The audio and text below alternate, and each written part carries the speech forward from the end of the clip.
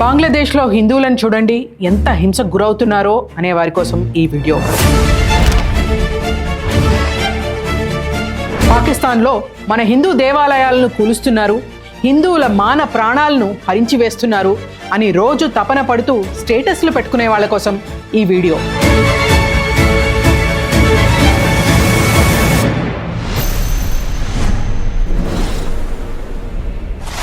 ముందుగా నేను మీకు వీడియో చూపించాలి. ఉత్తరప్రదేశ్లో మొరాదాబాద్లో కొన్ని రోజుల క్రితం జరిగిన సంఘటన ఇది.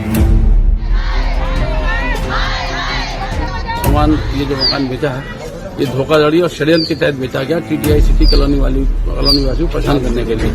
మకాన్ వాపస్లో అని ఇక్కడ ధర్నా చేస్తున్న వాళ్ళు టీడీఐ సొసైటీ వాసులు. ఈ సొసైటీలో దాదాపు 400 నుండి 500 వరకు ఇళ్లుంటాయి. డాక్టర్ అశోక్ బజాజ్ కొన్నేళ్లుగా ఇక్కడ ఉంటున్నారు. అయితే గత కొంతకాలంగా తన ఇంటిపై ఉన్న హోమ్ లోన్ కట్టలేక ఇబ్బంది పడుతున్నారు.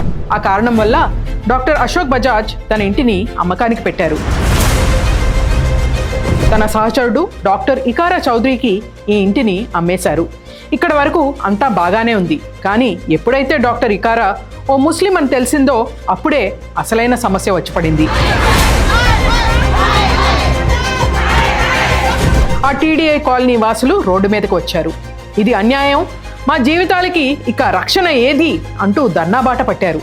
వారంతా మాట్లాడే ఈ మాటలకి ఇప్పుడు దేశం విస్తుపోతోంది. గుడి ఎదురుగా ఓ ముస్లిం ఉండడానికి వీల్లేదు అని ఒకరంటే, మాది సనాతన ధర్మం, మా కాలనీలో ముస్లింలు ఉండడానికి వీల్లేదు అని మరొకరి వాదన. हम टीडीआई में रहते हैं, B60 में रहते हैं और हमारे बराबर में डॉक्टर बजाज रहते हैं. उन्होंने किसी भी प्रकार की सूचना दिए बिना अन्य संप्रदाय के लोगों को ये मकान बेच दिया है. मंदिर के सामने इनका मकान है. लगभग जिसने भी लिया तो समुदाय के व्यक्ति ने उसे हमारे ही समुदाय के व्यक्ति को वापस दिलवाया जाए. ఇక్కడ వరకు ఓ ఎత్తైతే ఓ మహిళ అంతకు మించి నిర్గాంతపోయే కమెంట్స్ చేశారు.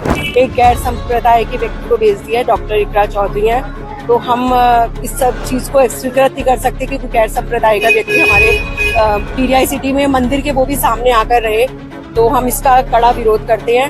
हमारी बहन बेटियों की सुरक्षा का सवाल है. ఈ డాక్టర్ ముస్లిం కాబట్టి మా మాన ప్రాణాలకు ముప్పు ఉందని ఇష్టం వచ్చినట్టు మాట్లాడారు. ఇదెక్కడ దిక్కుమాలిన ఆలోచన? ఇది ఈ రోజు మొదలైన జాడ్యం కాదు, రేపటితో అంతమవుతుందనే ఆశ కూడా లేదు. మతాల పేరిట చిచ్చు పెట్టడం అనేది రాజకీయ పార్టీలకు, నాయకులకు వెన్నతో పెట్టిన విద్య. ఎవరి గురించో ఎందుకు, సాక్షాత్తు మన దేశ ప్రధాని నరేంద్ర మోదీనే తీసుకుందాం. टीवी पे उनके जो दृश्य आ रहे हैं, ये आग लगाने वाले कौन हैं, वो उनके कपड़ों से ही पता चल जाता है.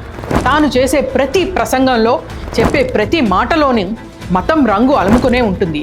వారు వేసుకున్న బట్టలు బట్టి చెప్పగలం అని అన్నా, వాళ్ళు చొరబాటుదారులు అని చెప్పినా ఎవరూ గొంతెత్తి ప్రశ్నించలేని పరిస్థితి. कि देश की संपत्ति पर पहला अधिकार मुसलमानों का है. इसका मतलब ये संपत्ति इकट्ठी करके किसको बांटेंगे? जिनके ज्यादा बच्चे हैं उनको बांटेंगे, घुसपैठियों को बांटेंगे. చివరికి సెక్యులరిజం గురించి గంటల తరబడి భాషలు ఇచ్చే ఓవైసీ కూడా 10 నిమిషాల టైం ఇస్తే అని ఈ హేట్ స్పీచ్ పాలిటిక్స్ కి నిస్సిగ్గుగా కొమ్ము కాసిన నాయకుడే.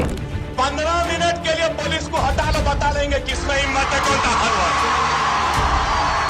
ఈ హేట్ పాలిటిక్స్ మీద ఈ రోజు దేశం నడుస్తున్నప్పుడు మొరాదాబాద్లో జరిగిన ఈ ధర్నా చాలా చిన్న విషయం. కన్వార్ యాత్ర టైంలో రోడ్డు మీద ఉన్న షాపులు వారి పేర్లను, వారి మతాన్ని బోర్డు మీద రాయాలి అన్నప్పుడు నిశ్శబ్దం మాత్రమే సమాధానమైంది.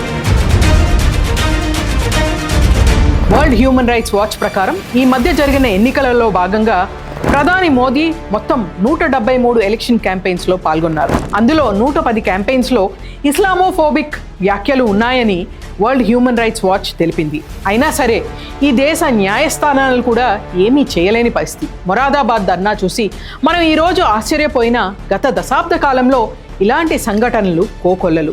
ముస్లింలకి ఇల్లు అద్దెకు ఇవ్వము అంటూ పెట్టిన బోర్డులు ఎన్నోసార్లు చూసాం. మరి మొరాదాబాద్ గురించి ఈ రోజు ఎందుకింత చర్చ మొదలైంది? మన ఇంటిని అమ్మాలన్నా ఇక మీదట గిట్టుబాటు ధర కాదు, కొనేవాడి మతం చూడాలేమో అన్న భయమా? ఒక డాక్టర్ కూడా ఇలాంటి వివక్షను ఎదుర్కొంటున్నారనే ఆశ్చర్యమా? Was Moradabad a rude awakening or just another day in twisted Indian democracy? ఆకలితో అలమటిస్తున్న జనాభా మన దేశంలో దాదాపు 70%. నిరుద్యోగం నానాటికి పెరిగిపోతోంది. మరి మతం అనే ఈ మత్తుకి మనం ఎందుకు బానిసలుగా మారాము? బంగ్లాదేశ్లో అయినా పాకిస్తాన్లో అయినా ఈరోజు మొరాదాబాద్లో అయినా వివక్ష మైనారిటీల మీదే జరుగుతోంది. బంగ్లాదేశ్ పాకిస్తాన్లో మైనారిటీల మీద జరిగే దాడి మాటికి తప్పే. మన దేశ మైనారిటీల మీద దాడులు కూడా అంతే హేయమైన చర్య. ఈ మధ్య ఓ ఇంటర్వ్యూలో సీనియర్ అడ్వకేట్ దుష్యంత్ దావే కన్నీళ్లు పెట్టుకున్నారు. నా హిందూ మతం ఇంత దుర్మార్గంగా ఎప్పుడు మారింది అని. ఓ ముస్లిం డాక్టర్ మన వీధిలో ఇల్లు కొనుక్కుంటే మలినమయ్యే అంత హీన దీన స్థితిలో ఉందా మన శతాబ్దాల చరిత్ర గల హిందూ సాంప్రదాయం? సాటి వారిని ద్వేషించమని చెప్తున్న ఆ దేవుడెవరు? మనిషిని మనిషిగా చూడలేని మతం ఏది? ఈశ్వరు అల్లా తేరో నామ్ అని కీర్తించిన భారతదేశం మళ్ళీ అందరినీ సమానంగా చూడగలిగే ట్రూలీ డెమోక్రాటిక్ దేశంగా ఎప్పుడు మారుతుందో. ఈ మొత్తం మొరాదాబాద్ సంఘటనలో కొసమెరుపు ఏంటంటే టీడీఐ సొసైటీలో అందరూ తక్కువ కులస్తులే నివాసం ఉంటున్నారు. ఈ లో కాస్ట్ అనే బ్యారియర్ కారణంగా డాక్టర్ అశోక్ ఇంటికి సరైన ధర రావడం లేదు. అయితే తన ఆర్థిక ఇబ్బందులను అర్థం చేసుకుని ముస్లిం అయిన తన తోటి డాక్టర్ ఇకారా చౌదరి మార్కెట్ ధరకే తన ఇల్లు కొనడానికి ముందుకు వచ్చాడని డాక్టర్ బజాజ్ వెల్లడించారు. తక్కువ కులం, ఈ మాట మీరు గమనించారా? కులం పేరుతో మనిషి విలువను లెక్క పెడుతున్న ఈ సమాజంలో మతంతో సంబంధం లేకుండా మానవతా దృక్పథంతో తన తోటి డాక్టర్కు సహాయం చేయడానికి ముందుకు రావడం తప్ప, లేదా మనిషిని మనిషిలా చూడకుండా ఓ మతాన్నే నిందిస్తూ ఆ సొసైటీ వాళ్ళు చేస్తున్న ధర్నా కరెక్టా?